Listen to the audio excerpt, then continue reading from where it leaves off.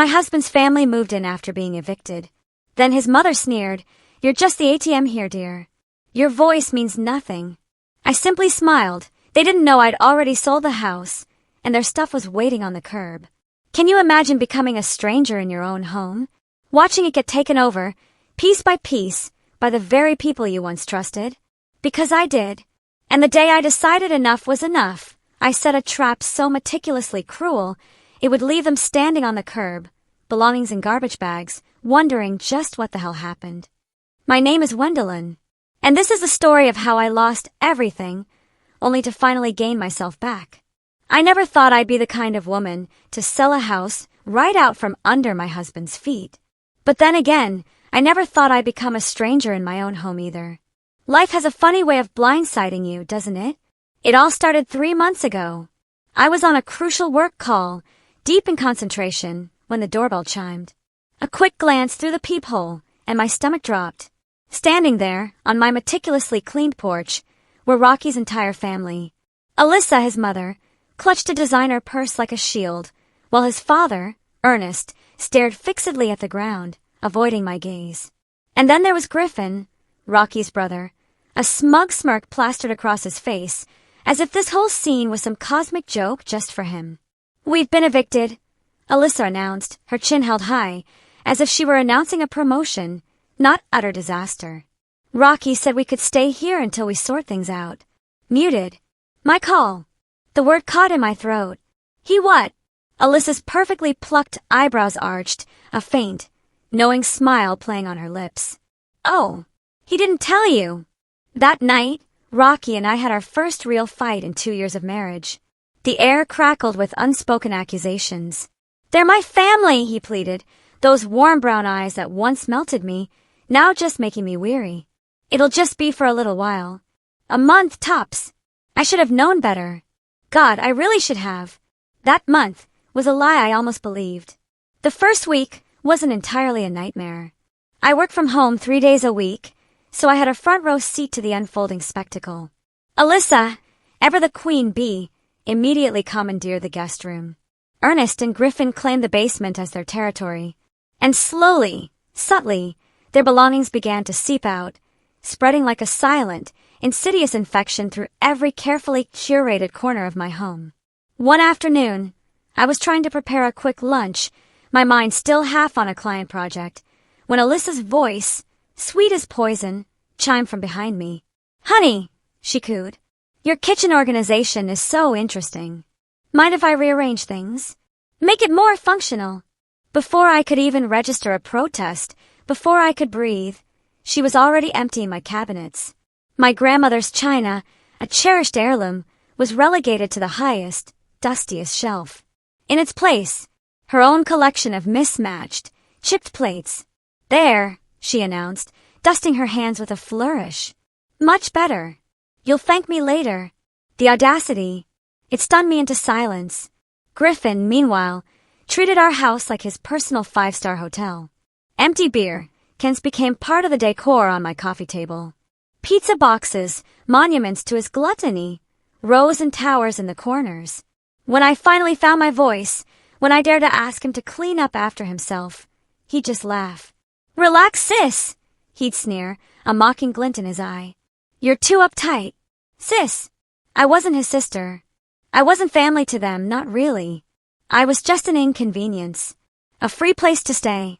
A walking, talking mortgage payment. 2 weeks in, I came home to find Alyssa had completely redecorated the living room.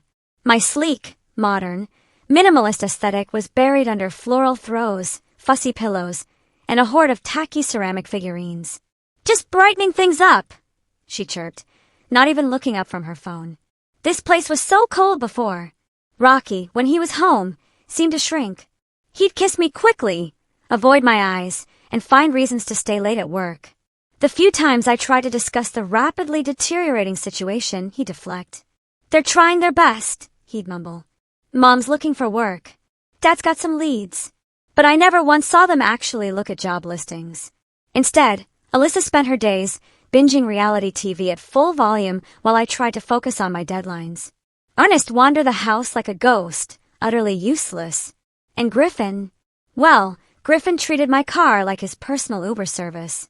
The breaking point came exactly 1 month in. I was hosting a virtual meeting with my team, trying to project an air of professional calm, when Alyssa barged into my office, my sacred, inviolable space, without knocking. "We need to talk about the grocery situation," she announced, her voice booming loud enough for everyone on my call to hear. Mute. Again. "I'm in a meeting," I hissed, my jaw clenched. "This is important." She waved her hand dismissively. "Well, this is important too. We're out of organic almond milk, and Griffin needs his protein powder. Also, the cleaning service you use is subpar. I found a much better one. A bit more expensive, but I'm in a meeting," I repeated, feeling something inside me crack. A tiny, hairline fracture, but it was there. She just shrugged. "Honestly, dear, we should just change the deed. You barely live here anyway." Her words hung in the air, thick and poisonous. I forced a smile for the camera, for my colleagues, but something profound had shifted inside me. Something cold. Something calculating. It woke up. That night, I lay beside Rocky, listening to his steady, oblivious breathing. Downstairs, I could hear Griffin's video games, Alyssa's shrill laugh at some late-night show. This house, my sanctuary, had become a prison. "Rocky," I whispered, knowing he was awake, knowing he was choosing to ignore me. "Are they really looking for their own place?" He rolled over, away from me. "They just need time. Time." That's what everyone needed, apparently. Everyone except me. I got up quietly, slipped into my office. Opening my laptop, I typed a quick email to my friend Selena, who's a real estate agent. "Need to discuss something important. Can we meet tomorrow?" Her response came almost instantly. "Of course. Everything okay?" I looked around my office, the only space still truly mine, and thought about Alyssa's comment about the deed, about Rocky's spineless silence, about the slow, steady erosion of my peace, my sanity. "No," I typed back. "But it will be." The next morning, I found Alyssa in my bathroom, hugging the mirror as she applied her makeup. My makeup, actually. The expensive kind I save for special occasions. "Oh, good, you're up," she said, not moving an inch. "The hot water's been running a bit cold. You should call someone about that." I stood in the doorway, toothbrush in hand. "I need to get ready for work." "Just 5 more minutes, dear." She started curling her hair. "You know, at my age, it takes a bit more effort to look presentable. Not that you'd understand yet." 40 minutes later, I finally got into my own bathroom. The counter was littered with open containers, and my favorite lipstick was nowhere to be found. At work, I met Selena for coffee. She took one look at my face and said, "Spill." "They're taking over," I said, stirring my untouched latte. "It's like I'm living in their house now, not the other way around." "Have they contributed anything?" "Rent, utilities." I laughed bitterly. "Alyssa said they're between situations right now, whatever that means. And Rocky keeps saying it's temporary, but yesterday..." I hesitated. "Yesterday, Griffin took my car without asking. When I brought it up, Rocky said I was being selfish." Selfish? In my own home. Selena leaned forward. "Girl, you need to set boundaries. Or better yet, get them out." "How?" "They're family." "No." Selena's eyes narrowed. "They're parasites, and I can help you with that. If you're ready." Before I could respond, my phone buzzed. A text from Rocky. "Mom's making dinner tonight. Don't worry about cooking." I returned home to find my kitchen in absolute chaos. Pots and pans everywhere. Flour dusting every surface. And the distinct, acrid smell of something burning. "Oh, there you are." Alyssa called out. "We needed a few things, so I used your credit card. Hope you don't mind." Rocky, ever the enabler, just said it was fine. "My credit card." I gaped. "The one I kept in my dresser drawer? You went through my things." "Don't be dramatic." She waved dismissively. "We're family now. Be a dear. And then, set the table. Use the nice plates, the ones I reorganized. My grandmother's china." During dinner, Griffin burped loudly and dropped his fork. "Sis, get me another one." My patience, already stretched impossibly thin, snapped. "I'm not your sister," I said quietly. The table fell silent. Rocky cleared his throat. "Gwen, no." I stood up. No. I'm not your sister. I'm not your maid. And I'm not your ATM. Alyssa turned to Rocky, her face a mask of outrage. This is what I was telling you about. So ungrateful. After we've tried so hard to make this house a real home. I left the table and locked myself in my office, hands shaking as I texted Selena. What did you mean by help? Later that night, I overheard Alyssa and Rocky in the kitchen. I stood in the shadows, listening. She thinks this is her house. Alyssa's voice dripped with disdain. She pays the mortgage, but we own him. Rocky's response was too quiet to hear, but his silence said everything. I backed away before they could notice me, bumping into Ernest in the hallway. For a moment, our eyes met. He opened his mouth as if to say something, then just looked away and shuffled past. The next morning, I found a note on my car. Borrowed it again. Be back later. Griffin. I called an Uber to work, using the ride to compose myself. My colleague, Tia, noticed something was off. You okay? She asked during lunch. You seem different lately. Just family stuff, I said vaguely. Family can be tough. She nodded. My cousin stayed with me once. Took months to get rid of her. Had to get creative. Creative. The word stuck with me. That evening, I came home to find Alyssa had invited her book club over. 8 women I'd never met were scattered across my living room, drinking my wine, eating my food. Oh, Gwendolyn! Alyssa called out. Come meet everyone. We were just discussing making this a weekly thing. Your house is perfect for hosting. I smiled. Not the forced, weary smile I'd been wearing for months. A different smile. A dangerous one. Actually, I said, I need to make a call. Business stuff. You understand. In my office, I pulled up Selena's number. My hands weren't shaking anymore. Is the offer from that investor still on the table? I whispered. The cash buyer? Yeah, they're still interested. Why? I looked at the family photo on my desk. Rocky and me on our wedding day, before everything changed, before I became a stranger in my own home. Because, I said, my voice steady, it's time to get creative.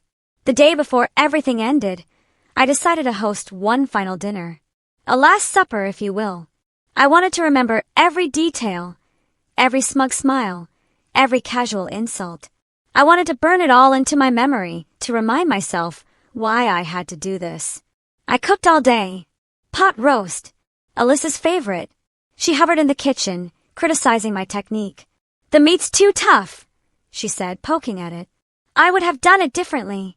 I'm sure you would have. I smiled, thinking of the signed papers hidden in my purse. Griffin sprawled on the couch, feet up on my coffee table. Hey, sis, spear me. I brought him one, watching him add another ring stained to the wood. It didn't matter anymore. None of it did. We should talk about the backyard, Alyssa announced during dinner. Those flower beds are an eyesore. I'm thinking we could tear them out, put in a koi pond. Sounds expensive, I said, sipping my wine. Well, you work so hard, she smiled, that serpentine smile. You deserve nice things. We all do. Rocky beamed. Mom's got great vision.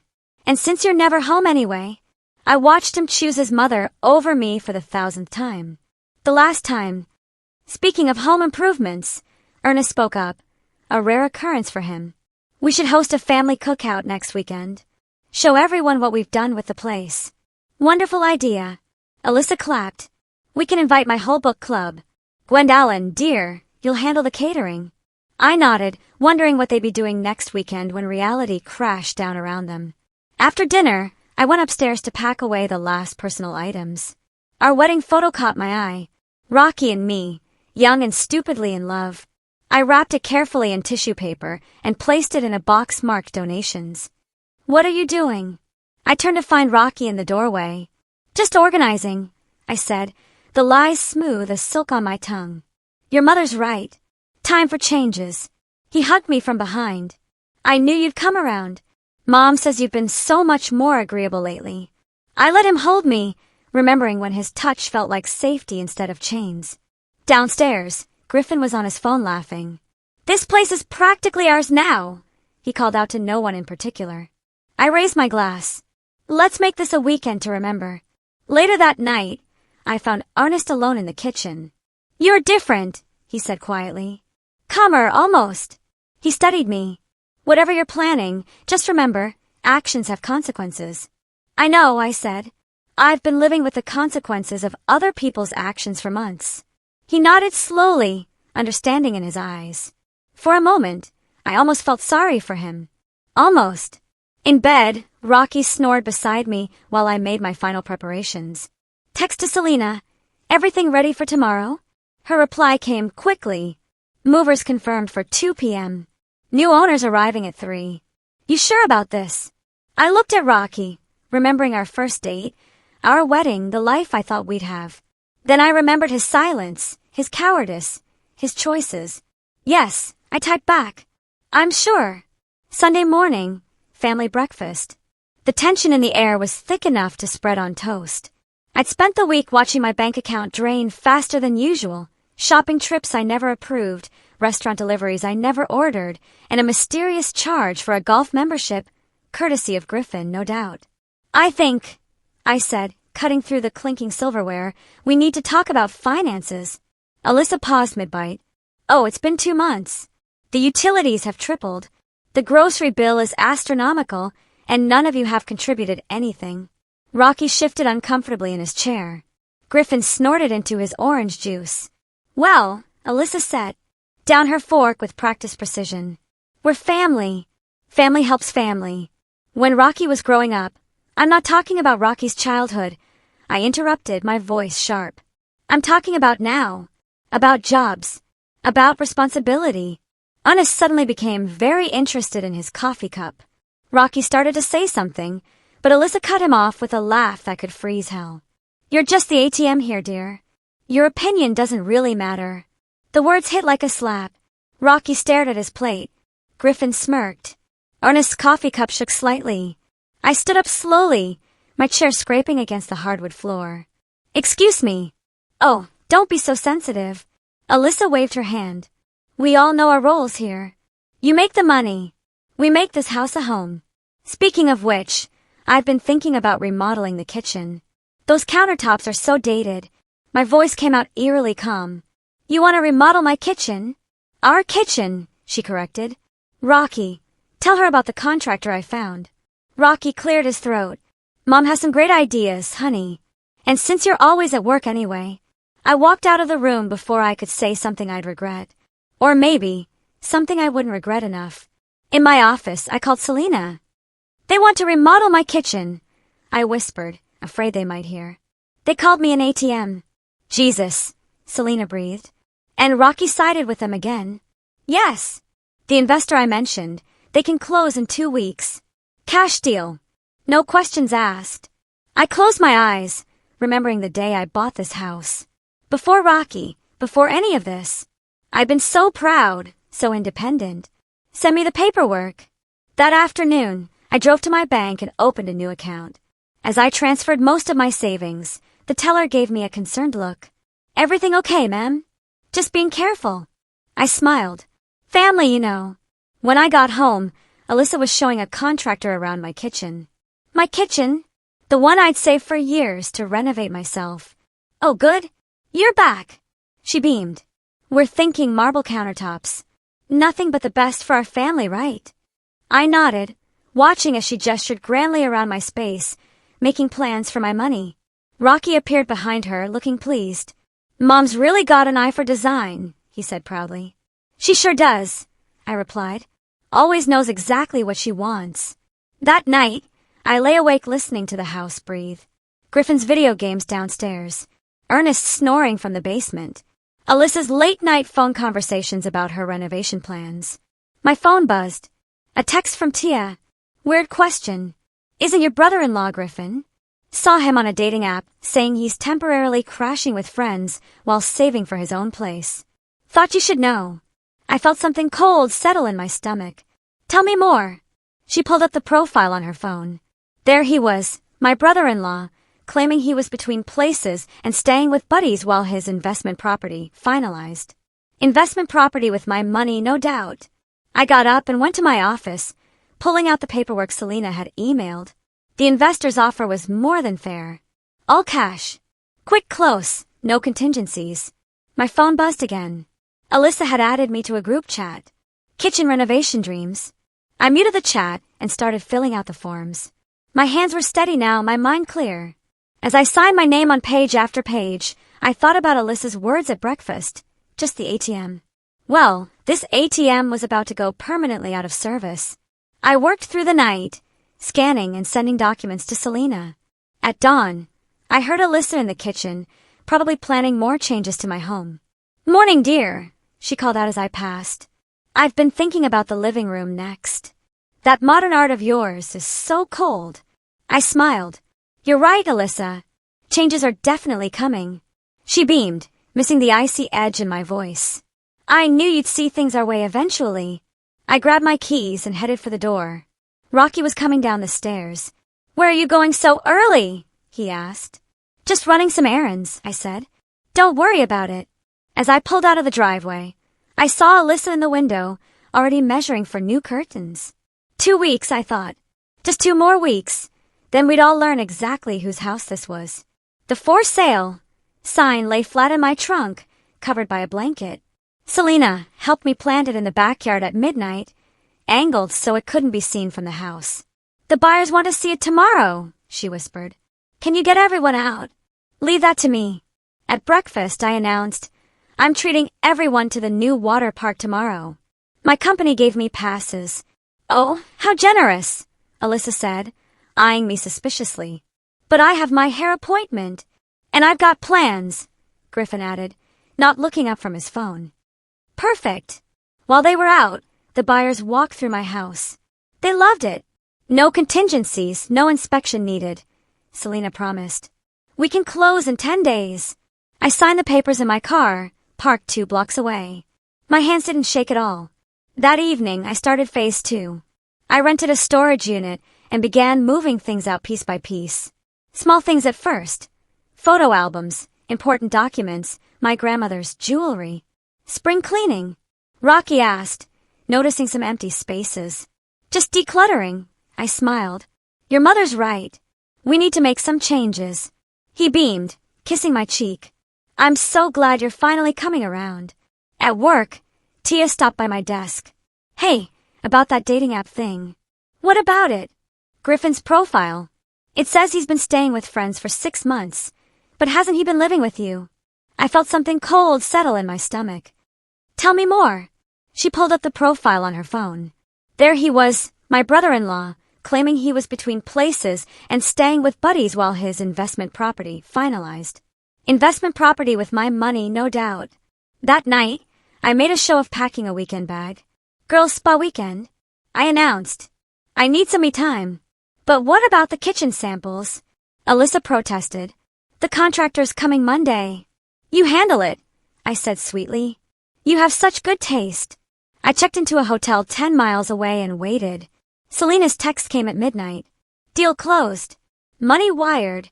I ordered champagne from room service and watched the city lights blur through my tears. Not sad tears, relief tears, freedom tears. The next week was a dance of deception. I hired movers to come during the day, telling Alyssa they were delivering new furniture. Instead, they quietly packed my remaining belongings into unmarked trucks. "Where's that painting going?" Rocky asked one afternoon, catching a glimpse of a wrapped canvas being reframed. I lied smoothly. "Surprise for your mother." He hugged me. "You're amazing. You know that." I let him hold me, remembering when his embrace felt like home. Now it felt like handcuffs. Griffin caught me boxing up kitchen items. "What's with all the packing?" he asked, suspicious. "Just organizing," I said. "By the way, how's that investment property coming?" He paled slightly, but recovered quickly. "What investment property?" "Oh, my mistake. Must be thinking of someone else's dating profile." He left the room quickly after that. The final piece fell into place when Alyssa announced a family dinner at her favorite restaurant. "To celebrate our new kitchen plans," she declared. "Wendellin's treating, of course." I watched them pile into their cars, heading to the restaurant, where they'd find no reservation and a maxed-out credit card. By then, I'd be gone. The new owners arrived with their moving truck as my family's tail lights disappeared around the corner. Right on schedule. "Keys?" the husband asked. I handed them over, along with a detailed list of my in-laws' belongings. Everything not on this list is yours to keep or dispose of. And the people living here? They'll be gone tonight, I assured him. One way or another. I helped the movers pack up what remained of the Dean family's possessions, placing everything in garbage bags on the curb, just like how they'd arrived 3 months ago. My phone buzzed. Rocky, there's no reservation. Mom's furious. What's going on? I didn't reply. Instead, I sent one final text to Selena. It's done. Standing in the driveway, I watched the new owners change the locks. My heels clicked against the pavement as I walked to my waiting Uber. Behind me, I heard cars approaching. My family, returning from their failed dinner. I didn't turn around. Let them find the new owners. Let them find their belongings on the curb. Let them finally understand what it feels like to be unwelcome in a place you thought was home. The Uber driver glanced at me in the rearview mirror. Rough night. I smiled, watching my old life disappear in the side mirror. No. Perfect night. My phone kept buzzing. I turned it off. The ATM was closed for business. I watched it all unfold through the security cameras I'd installed last week. Money well spent. 2:15 p.m. The movers arrived, efficient and professional. They started replacing furniture with the new owner's belongings, just as planned. 2:45 p.m. Rocky's car pulled into the driveway early. Of course, they came home early. Alyssa probably wanted to supervise the contractor she'd scheduled without my knowledge. The camera caught their expressions perfectly as they stepped out of their cars. Confusion, disbelief, rage. What is the meaning of this? Alyssa's voice came through crystal clear on the audio feed. Who are you people? The head mover handed her my prepared letter. I watched her manicured hands shake as she opened it. No, she whispered. Then louder, no. Rocky grabbed the paper. This has to be a mistake. This is our house. The new owner, right on time, stepped out of his car. Actually, he said calmly, it's my house now. I have the deed right here. Griffin tried to push past him. Like hell it is. Where's Gwendolyn? Mrs. Foster left these for you, the mover said, pointing to the neat piles of garbage bags on the curb. And this envelope for Mr. Dean. I zoomed in on Rocky's face as he opened the manila envelope. Divorce papers. Hotel voucher. A single note. You chose your side. Now live with it. She can't do this. Alyssa shrieked. Rocky, call the police. The new owner held up his paperwork. I have everything in order. This is a legal sale. You're trespassing now. Ernest stood silently by the curb, staring at their belongings in garbage bags. The same way they'd arrived 3 months ago. Poetry in motion. My things. Alyssa wailed. My antiques. My family heirlooms. All itemized in there. I whispered to my hotel room TV screen, watching the feed. Every tacky figurine accounted for. Griffin kicked one of the bags. She's just the ATM, remember? She can't do this to us. Former ATM. I texted to his phone. Service permanently discontinued. Rocky tried calling me again and again and again. I let each one go to voicemail, imagining the desperation in his voice growing with each attempt. The new owner was losing patience. You have 30 minutes to collect your belongings before I call the authorities. But my kitchen renovation. Alyssa grabbed Rocky's arm. The contractor is coming Monday. Tell him, Rocky. Tell him this is our house. Mom. Rocky's voice cracked. Mom, please. Just, let's get our stuff. Rain started to fall as they scrambled to gather their bags. Alyssa kept screaming about lawyers, about rights, about ingratitude.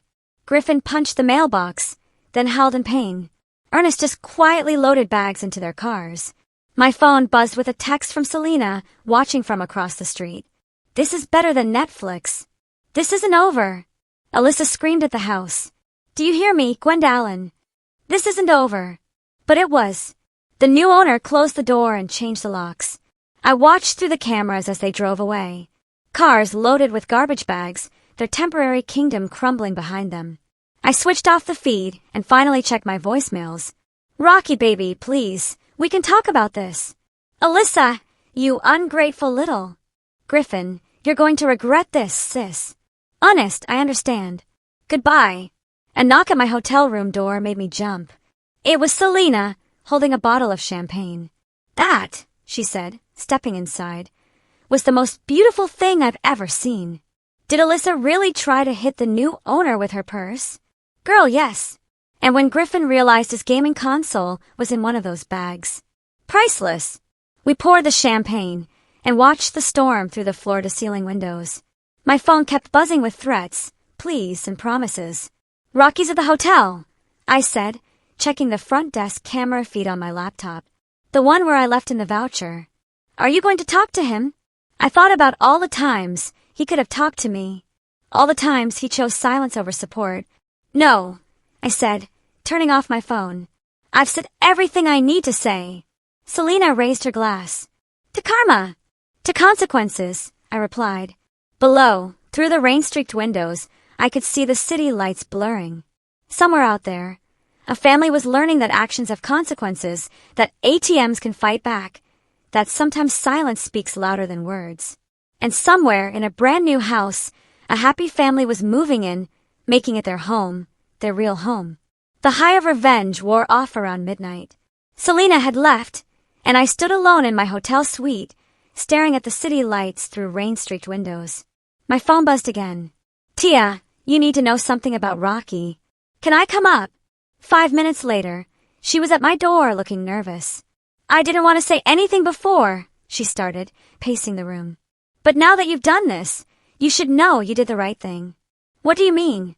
She pulled out her phone, showing me a series of photos. Rocky at a bar. Rocky with his arm around a blonde. Rocky kissing her.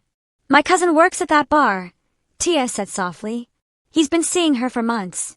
Always when you were working late. The champagne turned sour in my stomach. How long? Since before his family moved in.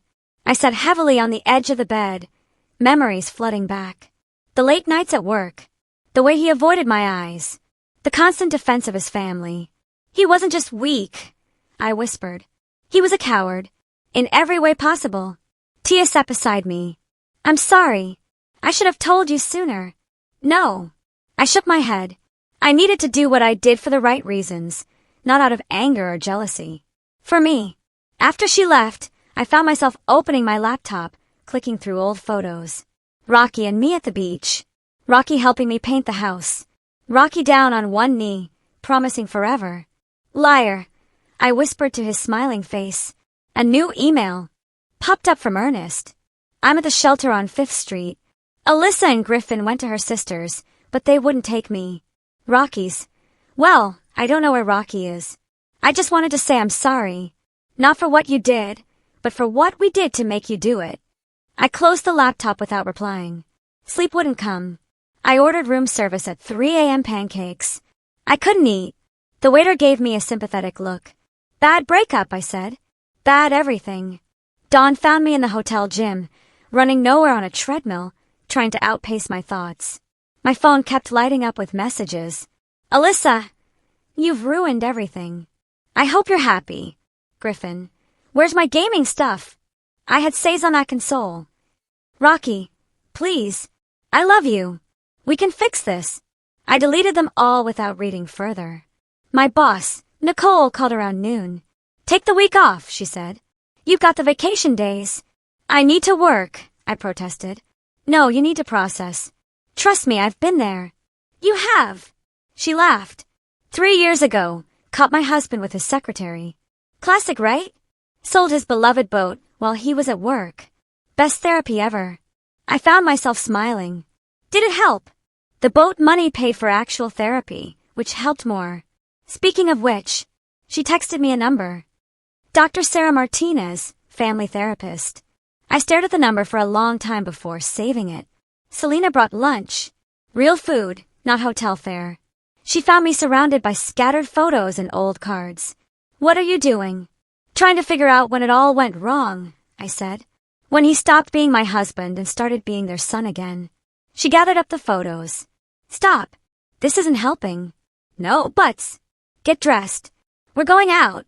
She took me to a luxury apartment complex across town. Modern, secure, with a doorman and a view of the park. They have short-term leases, she said. 3 months minimum. Long enough to figure out your next move. The apartment was small but pristine.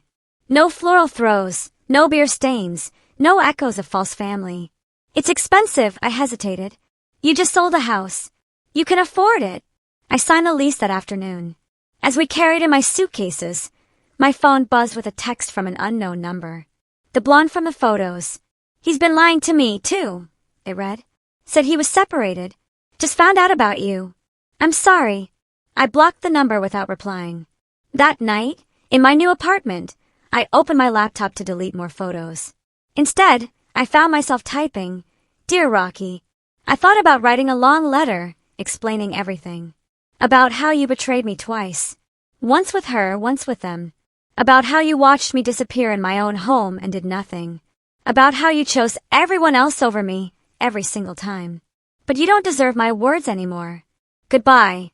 I deleted his number instead of sending it. Outside, the city hummed with life. Inside, for the first time in months, there was only silence. My silence. My space. My choice. I slept dreamlessly that night, alone in my new beginning. The postcard arrived on a sunny Tuesday. No return address, just earnest, shaky handwriting. Thank you for doing what Rocky never could. You set us all free in a way, even if some of us don't see it yet.